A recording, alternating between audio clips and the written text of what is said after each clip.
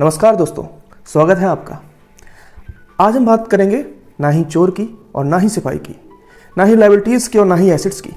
आज हम बात करेंगे कि हम अपने पैसे को बर्बाद होने से कैसे बचाएं। कभी कभी क्या होता है कि जो पैसा हम काफ़ी मेहनत करके कमा के लाते हैं उससे हम ना ही कोई सामान खरीद पाते हैं और ना ही उसको हम कहीं पर इन्वेस्ट कर पाते हैं। वो ना जाने कई अलग अलग कारणों की वजह से बर्बाद हो जाता है, कहीं ना कहीं पर डूब जाता है। तो जानेंगे कि कैसे हम अपने पैसे को डूबने से बचा सकते हैं और अपने पैसे को किसी सही जगह यूज कर सकते हैं। तो वीडियो को लाइक कर दीजिए, चैनल को सब्सक्राइब कर दीजिए और चलिए शुरू करते हैं। तो आप वो समय याद कीजिए कि आखिरी बार आपको पैसे का नुकसान कब हुआ था। सोचिए आखिरी बार आपको कब नुकसान हुआ था और कमेंट्स में जाके बताइए कि आपको आखिरी बार पैसे का नुकसान कब हुआ और किस कारण से हुआ था। आपको क्या लगता है कि क्या कारण था उसका।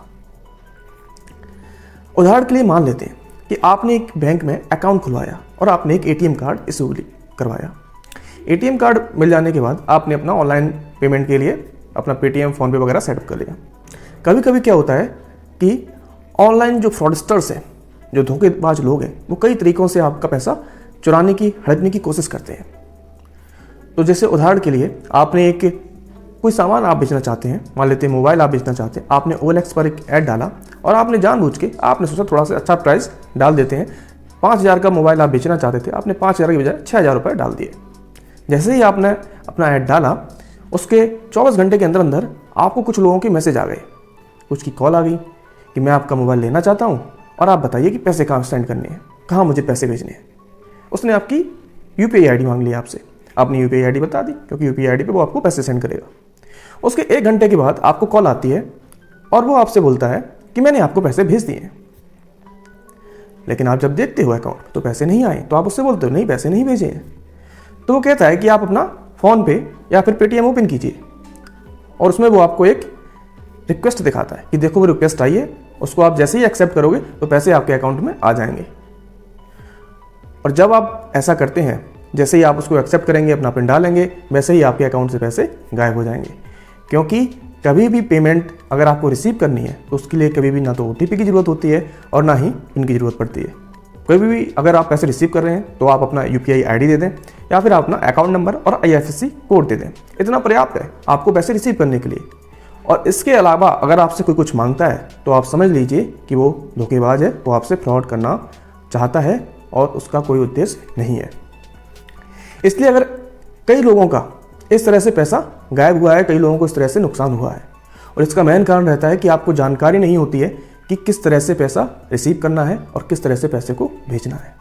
तो जानकारी की कमी की वजह से हमें इस प्रकार का नुकसान हो जाता है और आज के टाइम में ये काफ़ी हो भी रहा है। अगर हम दूसरे उदाहरण की तरफ जाएं तो अगर आपने कभी शेयर मार्केट में पैसा लगाया हो, आपने शेयर मार्केट में पैसा लगाया, आप डेली ट्रेडिंग करते हैं, इंट्राडे आप करते हैं, आपने सुबह अपनी कैलकुलेशन के हिसाब से किसी एक कंपनी के शेयर उठाई, उसमें आपने पैसा लगा दिया। आपको उम्मीद थी कि शाम को मार्केट बंद होने से पहले आपको 10% आराम से आप उससे निकाल लेंगे। लेकिन आज हुआ उल्टा, 10% मिलने की बजाय आपको 10% का लॉस हो गया और आपका स्टॉप लॉस भी आपने 15% पे लगा रखा था। मान के चलिए मार्केट गिर के बंद हुई और आपको नुकसान हो गया। यहाँ पर अगर आप ध्यान से देखोगे तो आपने जो भी कैलकुलेशन लगाई थी वो आपकी गलत साबित हुई और आपकी जो भी जानकारी आप गैस कर पा रहे थे वो आपकी गलत साबित हो गई। तो यहाँ पे भी आप देख सकते हो कि जानकारी की कमी है और जानकारी की कमी है, जानकारी आपकी गलत साबित हुई, जो भी आपने कैलकुलेशन की थी, और आपको नुकसान झेलना पड़ गया, आपको उसकी कीमत अपने पैसे से चुकानी पड़ गई। ऐसे ही अगर हम बात करें कि कभी कभी कुछ चीज़ें हमारे कंट्रोल में नहीं होती, जैसे कभी कभी क्या होता है कि हमें दुर्घटनाएं हो जाती हमारे साथ में, जैसे कि लूटपाट की कोई घटना या किसी ने आपकी जेब काट दी। तो उदाहरण के लिए मान लीजिए आप एक दुकान चलाते हैं, आप शॉप चलाते हैं, इवनिंग हुई, आपने शॉप को बंद किया, आज आपके पास में थोड़ा सा ज़्यादा पैसा है। शॉप चलाते हैं नॉर्मली आपको कैश लेके जानी होता है, लेकिन आज आपके पास में नॉर्मल से ज़्यादा पैसा है और आपने सोचा कि आज आप चाहेंगे इसको घर लेके जाएंगे। तो आपको पता है आपके पास 2 जानकारियाँ हैं। पहली चीज़ क्या है कि आपके पास में पैसा है, ठीक है, यानी कि आप रिस्क पे हैं।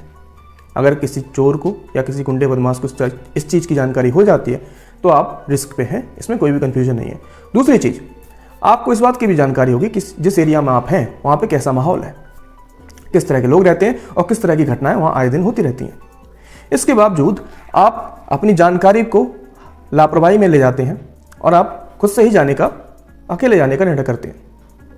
और अगर इस सिचुएशन में गलती से भी कोई घटना हो जाती है तो आपको बहुत पछतावा होगा, क्योंकि आपको ये भी पता था कि माहौल अच्छा नहीं है और दूसरी चीज़ ये भी पता था कि आपके पास में पैसे हैं। तो आप क्या कर सकते थे, आप किसी को अपने घर से बुला लेते या अपने किसी दोस्त के साथ में, आपको अकेले नहीं जाना चाहिए था, किसी के साथ में जाना चाहिए था।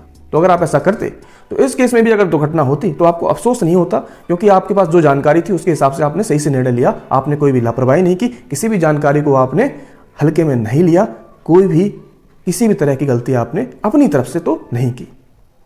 ऐसे हम बात करें, कभी कभी क्या होता है कि हम लोगों को देख के या यह सोचकर कि ये नया काम है, इसमें ज़्यादा इनकम हो रही है, हम उस काम में पैसे लगा देते हैं, उस काम को शुरू कर देते हैं। लेकिन हमें उस काम की कोई भी जानकारी नहीं है। हमने वो काम या तो लालच में आकर कि ज़्यादा पैसे हम कमा पाएंगे, या फिर किसी दूसरे को देख के हमने वो काम को शुरू कर दिया।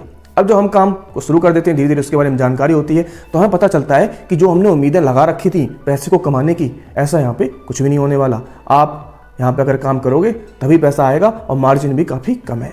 और जब ऐसा होता है तो आप हताश और निराश हो जाते हैं और आपको उस काम का करने का मन नहीं करता।